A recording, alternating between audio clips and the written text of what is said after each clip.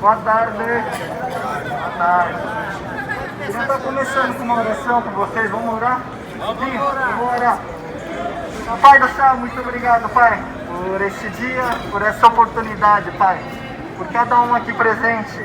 Obrigado pelo lanche, Pai. Obrigado pela Tua palavra. A palavra de hoje está em João 6,37, que fala assim: todo aquele que o Pai me dá, esse virá a mim.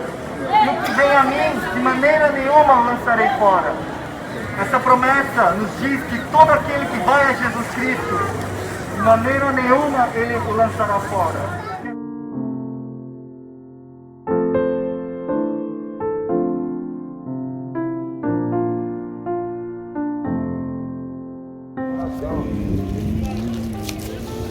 Aqui o meu, como é que tá aqui, ó. Deixa eu ver assim. Ó. Ai. Mas é, tá grande. Todo dia eu passo. Ah.